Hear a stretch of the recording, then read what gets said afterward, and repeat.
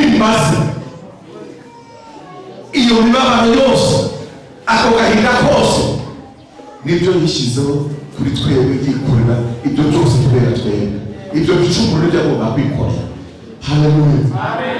Jambo yaraje cyane araje bo bamaze kuzana ifimbisi bamaze kubushuru ntabwo muri kumbona ngo basanze Yesu yitundagaje yicaye ahantu imbere y'ibahura iri ibishito n'amafibeta meza cyane. Yego ko mutandumvise basanze Yesu ngo yicaye ayijijije nubamaze ni mugoroba batigeze ajya mu bwato batigeze akura izi ngiza ari guteka ihoceje azikuye he babwira abiro ati musangire none ngo amaso ahweza bahita bagira gute bamumenye ako kana nta Petero yari aho wese ayita iyo mu kiyaga arubera kurira akavuga mbona umwana wawe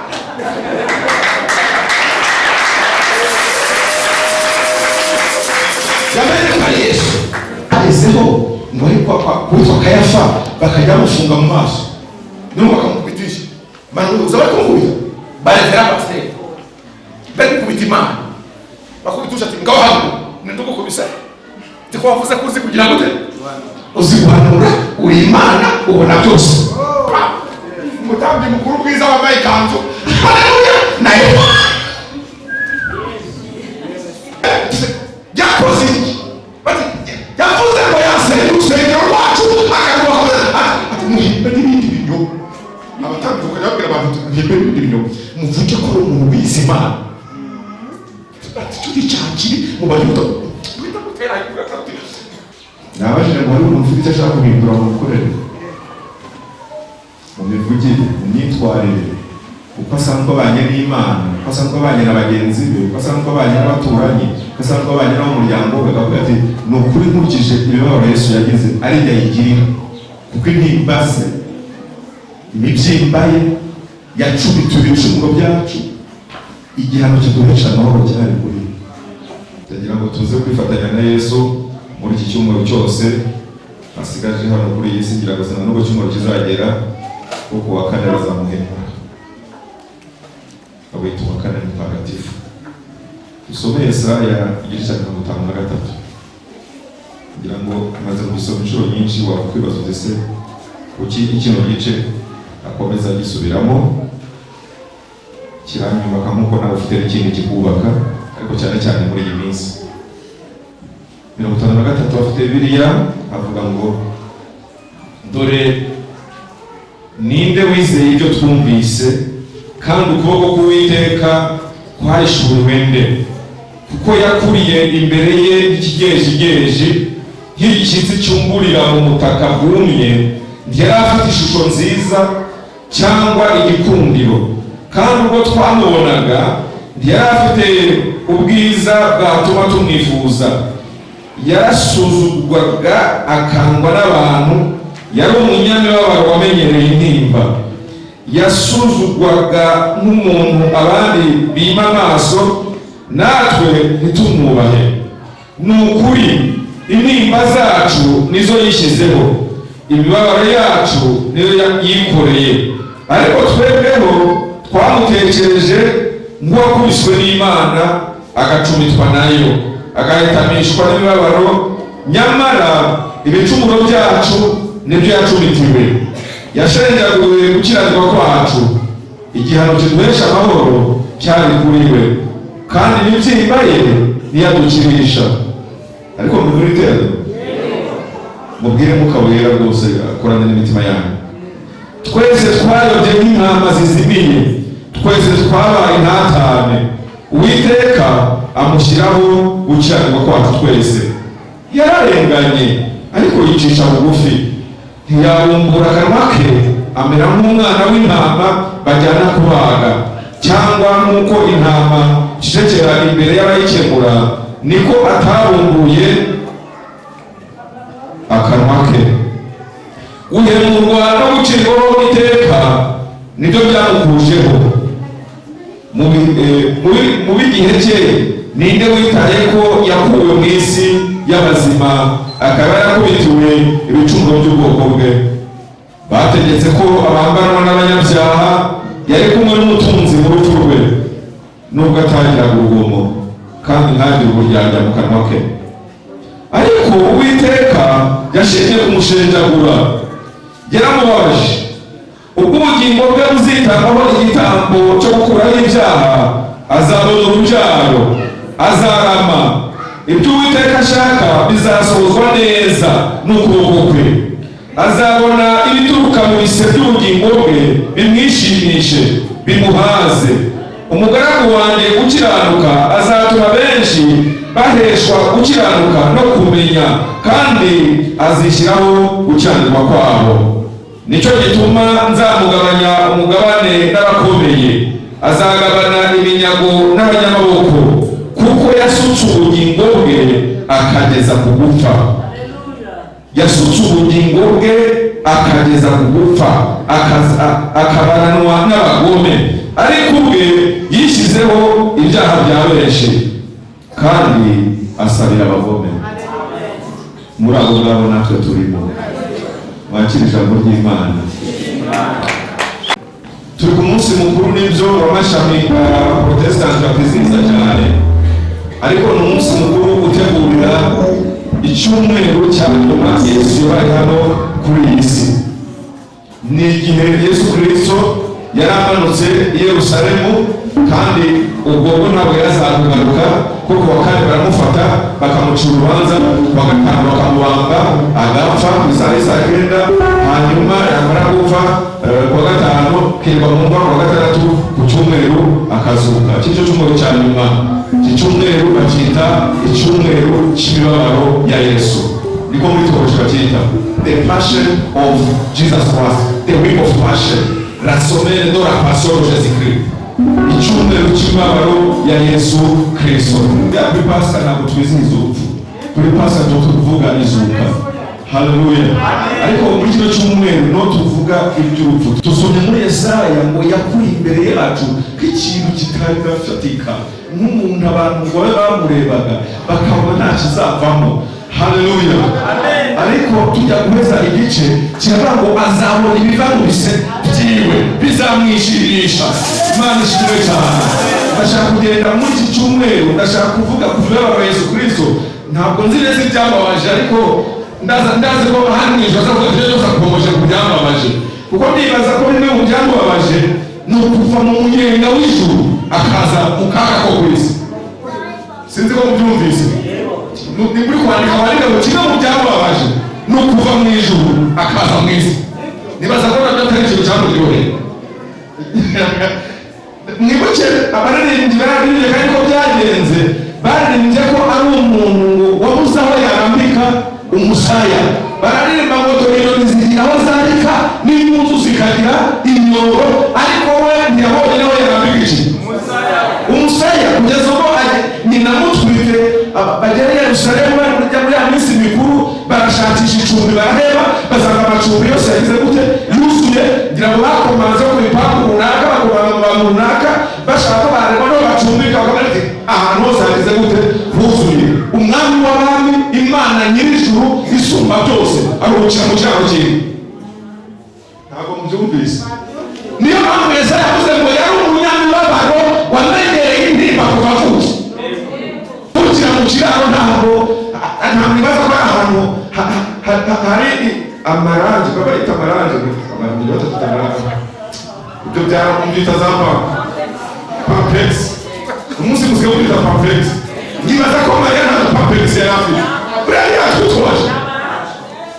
Icyarire ni cy'umwana w'Imana, Imana isumba byose.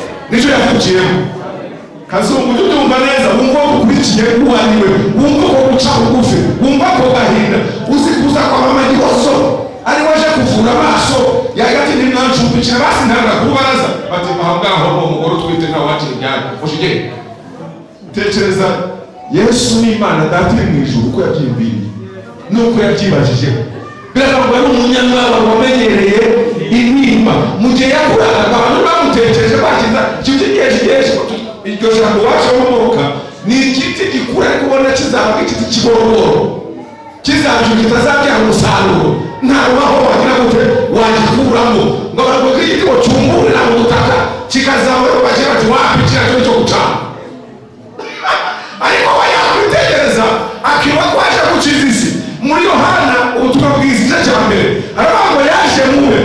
ariko abe yaje ese niba wishakira agasibise, niba barusha kwikiza, niba barusha kwirokora, cyangwa baba mu gihano kiguhesha amahoro, imigisha, ubwiza yarakuzaniye bande abiwe abayuda. Twere dushaka tuba twivanyemo, twere tubingurikiza niko bitubwira abaroma cya 8 cyangwa tuba tubingurikiza tumeze n'igiti cyameze mu kindi kiri kununuza amakakama y'ikindi giti, niko twebwe duteye tw'abanyamahanga, kuko Yesu yari yazi abayuda, ariko abayuda ntabwo bigeze bagira gute bamwemera. Jambo uzi ko bavugaga barabagura n'umwana w'ikinera, iryo jambo muzi ko dusanga tubivuga cyane muri iyi minsi, ariko ko bavuga ati uriya ni ikinera, ni umwana w'umugore. Ntabwo tubwira abayobozi bitangaza ko turamuzi, nitugendera ku muri cyubahiro ni umwana w'umubaji, si wowe ukingira urugi, si impuzanire kandi yakoze sema ngo ukuzwe cyangwa ikunu, uwo ni wa uturamugisha bya muntu. Ariko bari bakamureba bakabona ari umwana w'umubaji, bakabona ari umwana w'umugore, bakavuga ngo ndetse aho bavuze ngo uyu ni umutware w'abadayimu. Ariko byabonye mu byumba umwami w'abami waje kudukiza, abantu bakakwitegereza bakabona uyu ni umukuru w'abazimu. Birashashira ko biteye iki jambo kene imagine urashobora gutekereza umwami wa Imana ihoraho, abo yaje gukiza no gucungura, no kubona izo mbaraga, no kubona n'ubwo bumana, no kubona ko profita bw'ibyo yari yabazaniye, bakabati wowe kubisa w'abayigo wibezemo niwe shefu w'abazimu. Hari abo yavuze ati umwana w'umuntu yaje anywa, yaje arya mu gitabo ngo ni ikibura, nyamara Yohana we yaje atangwa nawe mutigurira w'indahiro se muzafatwaye. Ni iki kizabanyura muri banamunoza yagaragaye kumva neza abo yaje gukiza, abo yaje kurokora, abo yaje kugira neza. Biramubwira ngo umucyo waje mu mwijima, ari mu mwijima niwo kiragute kiba umureti fana ho ngaho mwene Mariya, fana ho ngaho ikindaro, fana ho umwana w'umubaji. Bagiye kukabwira ati i Nazareti se hari ikintu cyiza cyane kiragute cyakubwira ko hari umuntu utuziga w'i Nazareti, hari umuntu utuziga mubona nibura wambaye ibirato usubira byakuganira gusa. Umugabo witwa Disi baba diplomate ati umuntu wakuriye mu ikanzu yewe, kuko niyo teoloji twiga ngo ikanzu bamutoteye bwa mbere ntiyongeye kumesa, ntiyongeye gusubira ku mutaye, uko yakuraga ikanzu yongeye kugira gute nayikura. Baravuga ati uwo mugabo tugeze umutara yakwitwa woga mu ikanzu ati uretse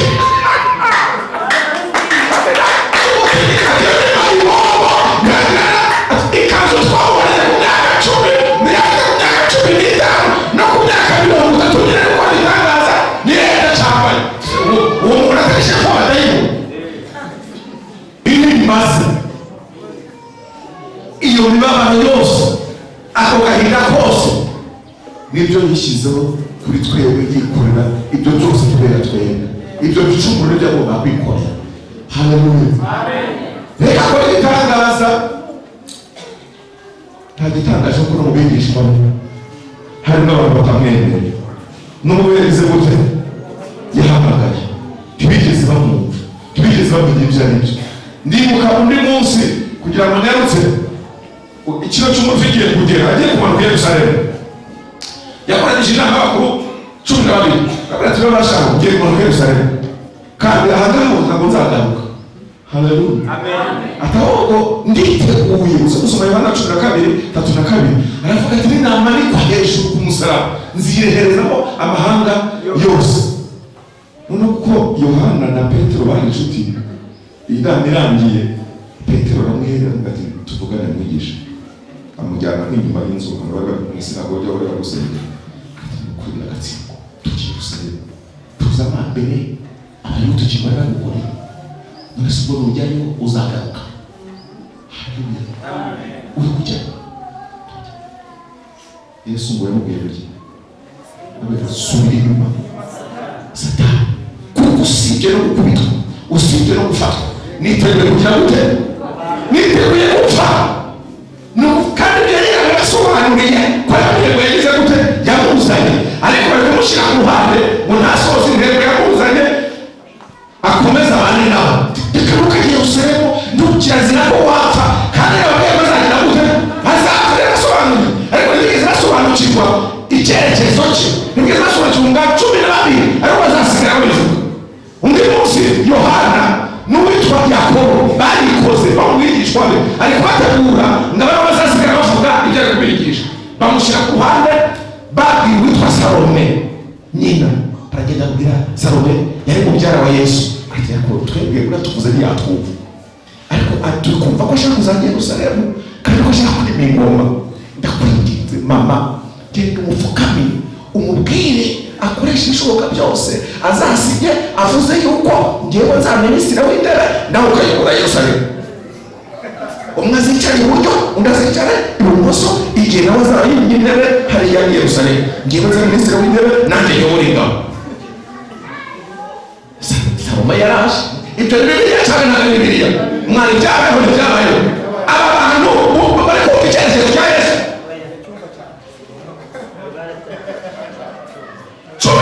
yakoraga batizirimbara umutima ndetse nabo mu miryango ye nabo bari babyarana sibyo arabafata amaze kubafata babwira icyerekezo cyabo uko azakora babwira n'ibyo basigiriye ariko bavuga ngo njyewe ndashaka kuzaba minisitiri nanjye ndashaka kuzaba uyu nguyu uzaba w'ibingo nicyo cyari cyamuzanye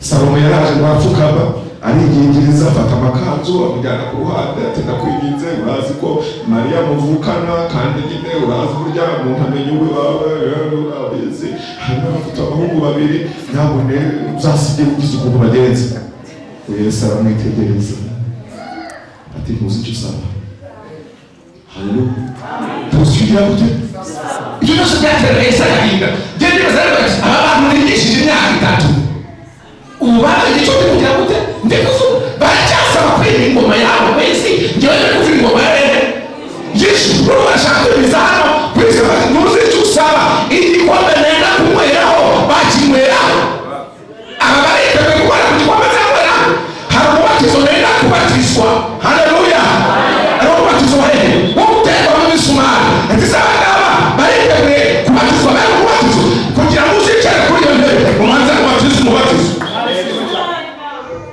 nimba bashaka bazanga kuri icyo gikombe bazabatizwa umubatizo babone bicaye kuri iyo ntebe bari gushaka ariko ibyo si ibyo bigabane ko yavuze ati ibyo kwicara iburyo n'ibumoso si ibyo bitanga ni data wenyine ni ngaho umutima we yasuye gusenga muri gusenga n'uwaba Yesu imuzegetse mani yaravuze ati mana we aba bantu barabigishirije ntibumva ntabwo bagira gute ntabwo bumva ndi kubabwira ingabo yanyu ibyo nibaza ko byababaje Yesu nawe uratekereza ibyaha ariko ububaje abantu kubategura ngo bazasigara bamaze ngoma y'ubwami bavuga iby'Imana bavuga iby'ijuru aho kureba mu ijuru bari kureba mu isi haleluya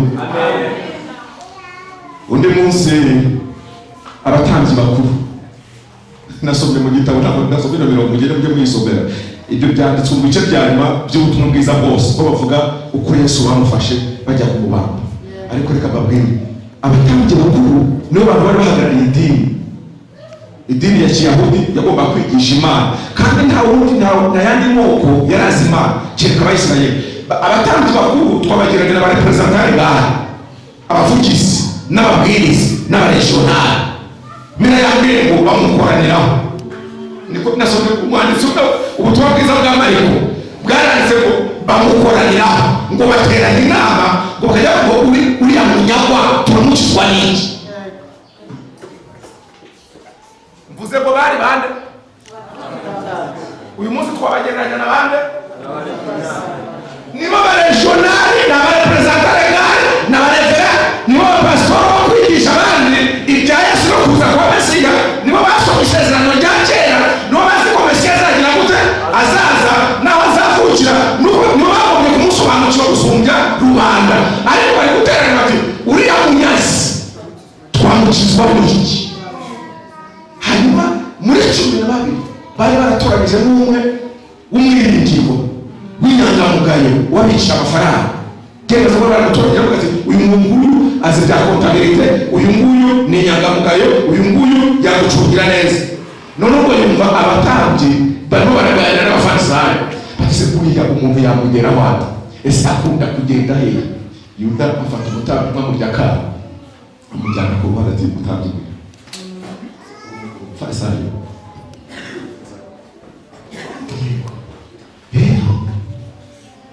kamushaka Yesu biroroshye, ntabwo agira ahantu n'amateraniro, ntagira ahantu arara.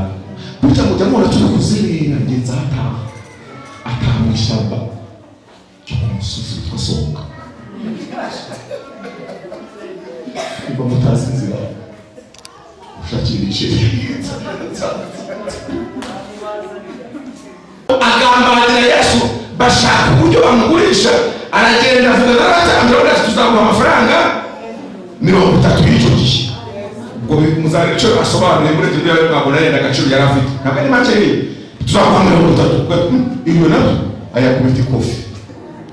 Manowa kwa muri ibyo utavuna niba wavuze ngo yagize kujya Yesu gupfa gutapfuna gusa. Mbera rero babona bari iboro, babona bari iboro ngo yagurisha gufita abakiri, kandi abakiri barabatanga n'abafarisayo bamuha amafaranga 30. Hagati muzaze mbere abajya imbere mu gicuku cya kane n'abasirikare batwara ibintu by'ibikongi n'ibintu by'ibikota. Turi kumwe cyane, turi kumwe, ndi kubakinira filime y'imibabaro yande ya Yesu.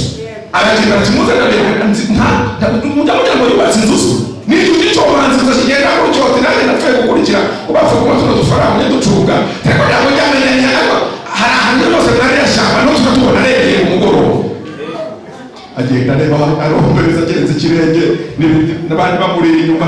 Niba ubishaka Mana, umutima urabishaka ariko umutima urababaye Mana. Haleluya. Utarasogota ati mwiriwe namwaje gusengana. Irabati bari bagiye gusenga Yuda ari kugambana kuko yari kubyesu ari kuri rumaze ni kubijyana muri kubitabara ariko ubona yajyanye no gusenga ndetse yazira musigare hariya nanjye ngiye kuba sente imbere gatoya. None Yuda we yacomotse ati ahangize gute ndahasa reka njye kugira gute ninagerayo 12 bariyo 11 intumwa hanyuma na Yesu muza kumenya ngo ntabwo musobanukiwe ariko nza gusoma ariko nza kugira gute nza kumusanya ufata uwo ngoyi ngende cyane bagize umuntu yashinze iby'ubutungo wa ministeri yiwe nibure gucomoka bari gusengana nawe mw'ijoro yabazamanye umutima urabaye muze kumufasha kugira gute gusenga. Haleluya. Yuda aranyonyomba azana abatambyi n'abasirikare ngo bafate mbere. Yewe Yuda ngira ngo nawe wese yakuririmbye yafata Yuda tubana nawe ndabeje yakuririmbye nawe wese wirinde indirimbo z'isi na kabiri nawe uvuga nawe yageze gute Yuda yaramuririmbye ati Yuda tubana nawe tugasengana nawe ariko Yuda we twarakutahura. Ni ikibazo kubana n'abantu b'abagambana kwanga gusoma ku rusengero ariko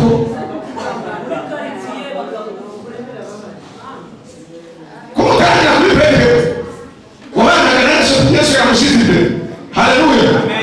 Abo basirikare bagiye kwibuka ifatira Yesu kuko Yesu yamaze kubateguza ati nyamara umwana w'umuntu agiye kugambana ariko kandi azafatwa bari bati ninde mushaka bati Yesu wa Nazareti bose babaguye hasi siko biri tubwira bati mushaka n'abashaka Yesu barajya ntabwo bajyaye kubera bashaka gusenga aho amaso ya Yesu bari bose chini yarati ninde mushaka bari gushaka Yesu timuhaguruka ngabo bareke Yesu ngiye icyo baroni cy'Imana ninjye waje gucunga abagabo b'ingorere ninjyewe nimuhaguruke ubwo bari gushira nimufate mu njyana aho mugira gute aho mushaka. Ako kanya Petero abomoka uri nkota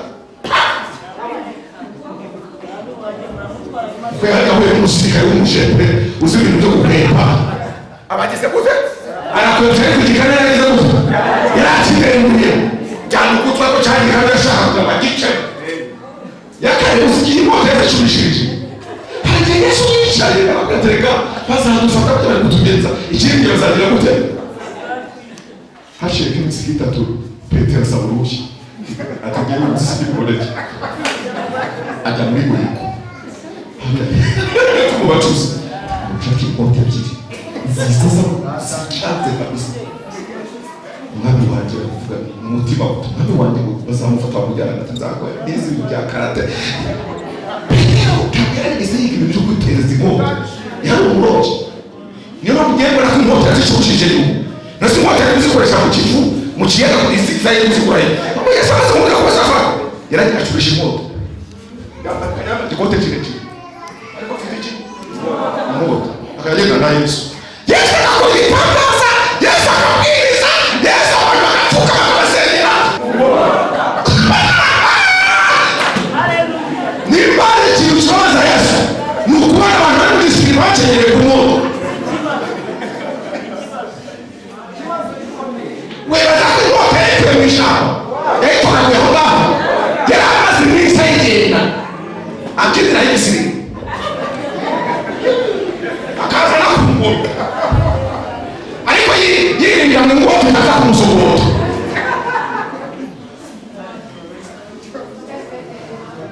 Imana ibabajwe n'abantu babyinana inkota mu rusengero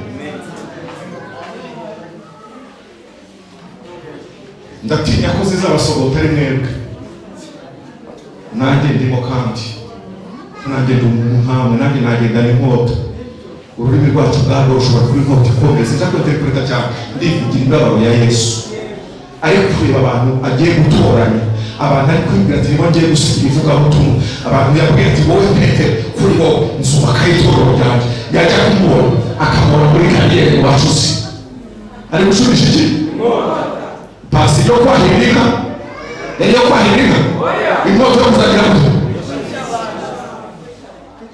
yaramaze njyewe nzakugira umurozi w'abantu ngo Petero ni kosa yakoze zosoma muri Yohana 10:10 Yesu amaze kuzuka ngo natatugiye mbere ko Yesu amaze kuzuka yaragiye yosha abagenzi be uzosoma muri Yohana ariko ati sibaje mu gice twitegereje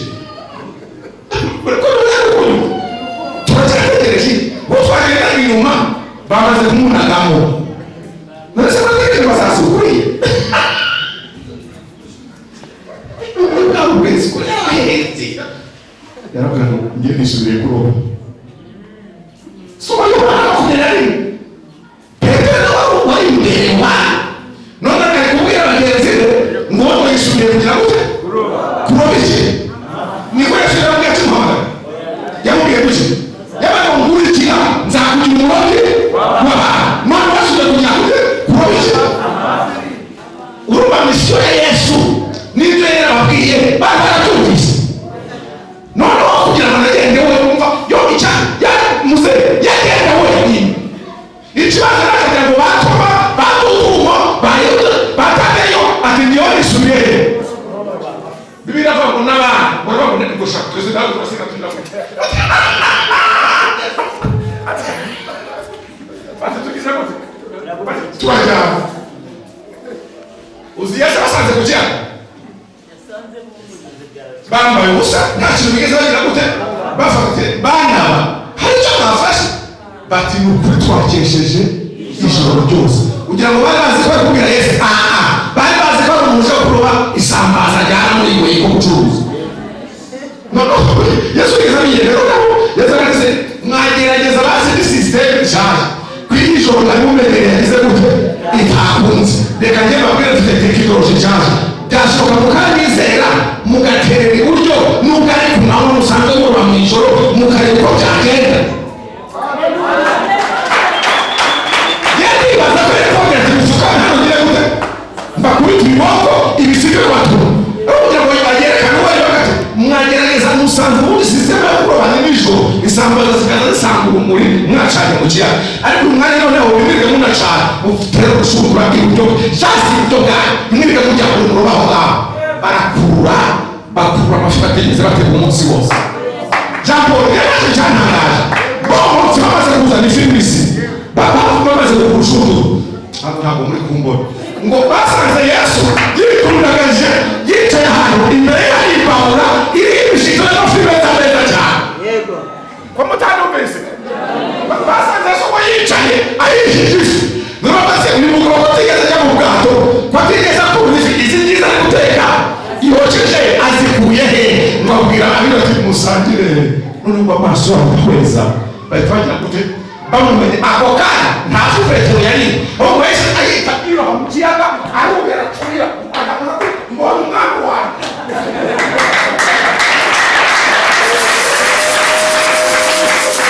yamenye kwa Yesu yambaye ubusa. Yesu amuhereza agafu Yesu amuhereza agafu ukumva kugira neza ukajya wamumenya neza, ariko we yari afite umubabaro. Bwa mbere baramubona bambona umuzimu, usibye umwana w'umuzimu baramubwira ngo niki tini dayimoni ibasha. Amaze kubaha ifi bataza hakuye bajya bamumenya bavuga ati noneho tugize gute turakumenye, ntibabashimira mu iriro. Iyo Yesu aguha agapantaro ujya wamenya ko ariho, yakuvuye ibisere ujya wamenya ko ariho. Reka mwumve ya ndirimbo rero tuba turirimba ndavuga ngo baramusingije bashashe imyambaro. Haleluya.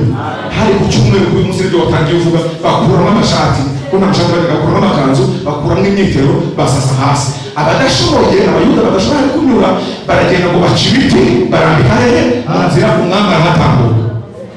Bukeye barahinduka bati n'abambwe bukeye muzwe kwa kangahe hari kuwa mbere w'umunsi irindwi kuri uyu munsi ku cyumweru, kuwa mbere kuwa kabiri kuwa gatatu babanini bakuye n'ibiceri. Ku munsi wa kane ku mugoroba wa Pilato yaravuze uyu Yesu we mugenze Yesu navabura mutakuzi mutegetsi bwiwe ngo amenye icyo gukora ngo mwumvise ko Yesu we mudamugenzane ko yari aganjwe n'amajwi y'abantu bari bamunangira gute n'abambwe yakoze bati yavuze ngo yasenge urusengero rwacu akaruha ati muhimbe n'ibindi binyo. Abatambuka babwira abantu muhimbe n'ibindi binyo muvuge ko umuntu wize Imana ati turi cyakiri mu bayuda wita gutera ndetse ibyo Pilato atashaka kubyumva mubwire ko mubwira Kayisari ajya agandisha abantu bakirirwa basererana ajya agandisha abantu akabageza saa munani mu rusengero abatambuka kuri za rwabiri ati ngo niko rero ni amagumba ntashobora gucura abantu saa munani babashyire mu rusengero. Ninde se wowe wabaziza ariko wowe bamaze aho ngaho bagiye se ko nzagusimiramo ngize icyo ntarukuyemo. Haleluya ya karebe hari idasozi kugira ngo usubira mu rusengero, ariko icyo ni kimwe mu birego ndego hano ngo abantu bahejeje hehe hari uri havuga hari umuntu twatenze yatashye. Haleluya. Abatambyi kandi nibo babwiraga abantu muvuge ko aganisha n'abantu agatuma bica amategeko ya Kayisari bakageza saa saba bakiri mu rusengero kibajye kwirira umuceri hamwe n'umuryango kibajye no gukoteza. Ibyo byamutera akababaro kagize gute gakomeye cyane. Abo yatabaye abo yagiye neza abo nibo bahindukiye. Tekereza umuntu wose ari mu mutuku ubu none abagize gute ahagaze urafite ko ameze gute ubu ni uri kukazamura ngo n'abamwe uwo yamubuye amaso nawe yari aho ngaho ariko bamunagira gute ati none bite ati none bakora tirike ati mu minsi mikuru njyagira ikintu bita honesty kugira imbabazi za perezida sibyo. Reka nanjye imbabazi nimbabwira igisambo ruharwa umwicanyi kabombo wari warabamariye abagore bafata ku ngufu reka muzane witwa Barnabas maze muhagarike cyane. Ndizera ko Yesu ndabamugiriye tirike amayeri yo kugira mugire gute umukize, kuko umugore we yamwongoreye ati witobe wo mukiranutse namurose w'ibintu bikomeye. Umugore wa Pilato yaje amusanga mu rukiko aramusanga ati umutware wanjye uyu muciro wanjye ukomeye kuri we mupaga ntabwo yasenya Imana ariko Imana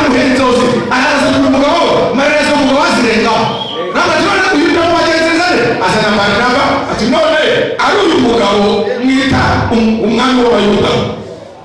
Haleluya. Amen. Abatambyi ati rekana nawe turi kuruca neza twakubwiye ko yigize. Wenda ari umwami w'Abayuda yagize gute? Nibyo yigize ntabwo ari we. None se ari Baraba n'iki kintu ruharwa murazaga aho gufata Yesu twaza kumwica.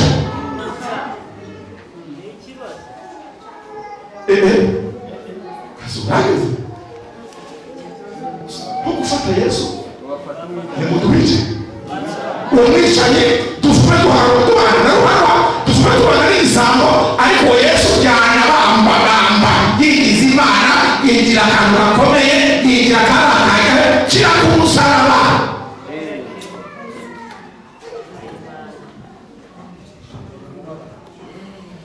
Haleluya. Amen. Umugabo wamenyereye iki? Intimba igihano kiduhesha amahoro cyari kuri nde? Cyane kuri we. Ndashaka gusoza gutyo. Itekereze ku itorero. Aya magambo reka tuyasome. Biramfasha tuyasome. Nsomera muri Yesaya. Soreza aho ngaho. Nembi kumabaro ya Yesu. Twasomye ngo yakuri imbere yacu. Yararebaga baramushinyaguriye. Uzi ko abatambyi bagezeho ngo ari kwitwa Kayafa bakajya bamufunga mu maso n'ubu bakamukubitisha banuza bakamukubita barevera pasiteri bari gukubita Imana bakubitusha ati ngaho hano nindugukubisa tikwavuze ko uzi kugira gute uzi guhanura uri Imana ubona byose. Umutambyi mukuru bwiza wambaye ikanzu haleluya nayo abo nibo bagombye kubwira rubanda bati umuntu ni mwubahwa. None bari kugira gute bari kumukubita ndetse na Petero ati nari namukubita gusa igiti nkamurekura ko maze kumuhaza igiti ntabwo ari igiti twakubwiye ntabwo twifuza no kubira mushyire ku musaraba bati aho tufunge amaso none kuvuga kubona byose uzi byose tubwire ukubise ninde abatambyi no wakabiri kugira kwa gatanu vuba vuba. Yesaya igice cya mbere umurongo wa kabiri kugira kwa gatanu. Undi aturebereye Yesaya igice cya mbere umurongo wa mbere kugira kwa kane. Vuba vuba. Yesaya igice cya mbere umurongo wa kabiri. Bango umva uko Imana ivuga yiganyira. Nirereye abana ndababyiruka nayumvishe 90 yo ndirimbo wabatiza. Umva uko Imana ivuga yiganyira. Nirereye abana ndababyirura nabahaye ibyo kurya bihagije bamaze gukura baranyimura.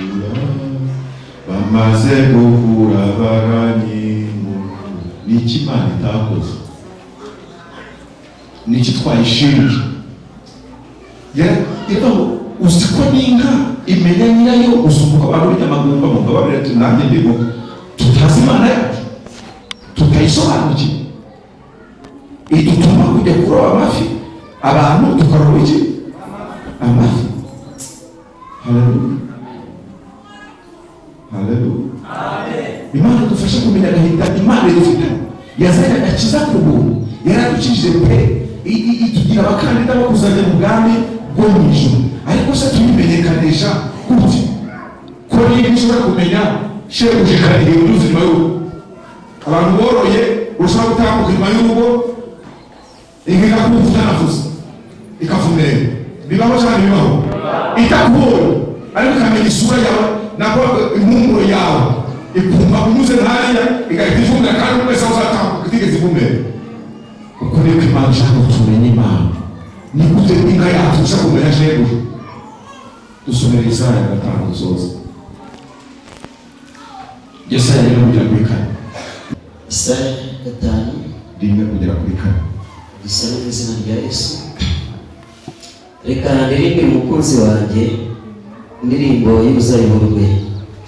Umukunzi wanjye yari afite urutoki rw'uruzabibu ku musozi urumbuka, ararutabirira arurimburamo amabuye, aruteramo insina y'umuzabibu y'ubwoko bwiza cyane, arwubakamo inzu y'amatafari ndende, acukuramo n'urwina. nuko yiringira ko rusera inzabibu, ariko rwera indimu. Yemwe mwa baturage b'i Yerusalemu mwe, namwe bagabo b'i Buyuda, nimudukize njye n'uruzabibu rwanjye. Ikintu nari nkwiriye gukorera uruzabibu rwanjye nasize ni ikihe? Ko nari niringiye ko ruzera inzabibu, niki cyatumye rwera indimu? Noneho rero reka mbabwire ibyo ngiye gukorera urutoki rwanjye. nturengekane izo muntu ziko hepfo sinshaka ko ubera n'umunyamaguru. Urutoki sinshaka ko kiba hano, soma 4 gusa. Yego, isoreje kuri 4. Ikintu nari nkwiriye gukorera uruzabibu rwanjye nasize ni ikihe? Ko nari niringiye ko ruzera inzabibu, niki cyatumye rwera indimu? Amen. N'ibindi nawe nareba muri Bibiliya, noneho tujye ku itorero ari ryo jyewe nawe. Eva narakureze ndakubyirura ndagukuza. Mbere urutoki twebwe narukutongoye n'amabuye, dutongoramo urwiri, nduzanira abavuga butumwa, nduzanira abaririmbyi beza, baho guteranira heza. Ntacyo ntakoze mbere, bamwe nabagabuye, abandi nabahaye abagabo, abandi nabahaye abana, abandi nabahaye imirimo, baratekanye, barakora, baranywa icyayi mu gitondo, bakarya ibyo kurya bya sita, bakarya ibyo kurya bya nimugoroba. Ni iki ntari nkwiye gukorera? Naba ntarakoze ngo ngishe urubanza.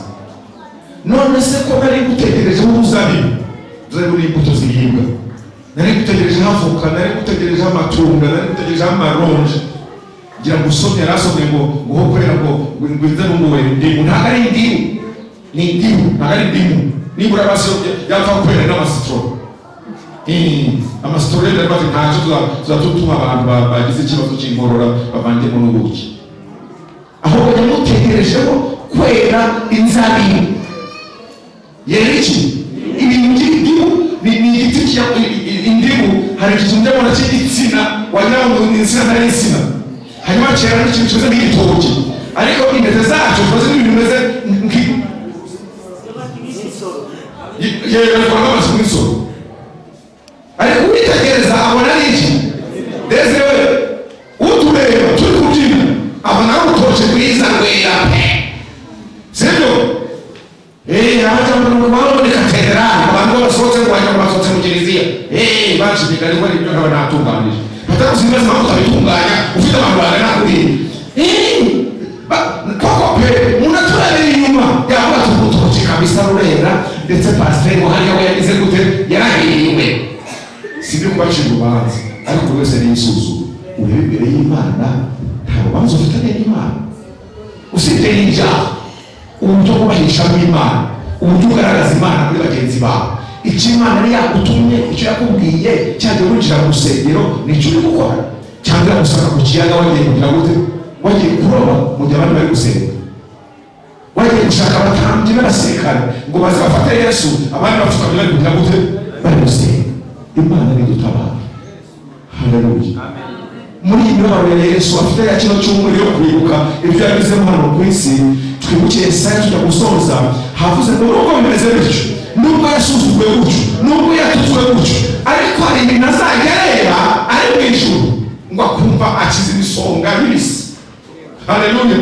Akiza imisonga ya amacumba amuteye, akiza imisonga ya cya kizingo cy'amahageze gute yamutuze rero. Nuko kureba nyamagumba twitabiriye, nuko kureba nyamagumba dusanye twihana, nuko kureba nyamagumba turi kumva icyo Imana itubwira, nuko kureba nyamagumba turi kumva icyo ubuyobozi buri kudutegeka, uko abantu bari kwitwara basigiza Imana. Yesu aravuga ati byaramaze rwose, nkurikije ukuntu imbyino y'inyamagumba ishimishije. Haleluya.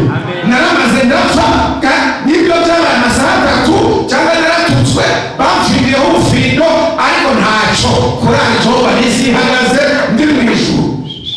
Ningaho nahita manukira ikibeho kavuga nti nanjye hano ngiye kugira gute, ngiye kuhamanukira. Haleluya. Kubera ibintu bituma Imana yibagirwa imibabaro yagize gute, impozamarira. Impozamarira Yesu agize gute? Afite. Gerageza, niba mutapfuye, niba mukiriho, niba muyagusigaje, niba mugihagaze, si ubundi bwenge zirarema yere igusigarije kugira ngo ukore ibyo abandi bananiwe, ukore ibyo agomba gukora kwa kino gihe. Imana iri mu ijuru ije kwirwa data, Yesu akumburira mu ati wabonye bari ku muganda, atuye muganda no kubamenye njyewe niba mubaje ku muganda. Haleluya.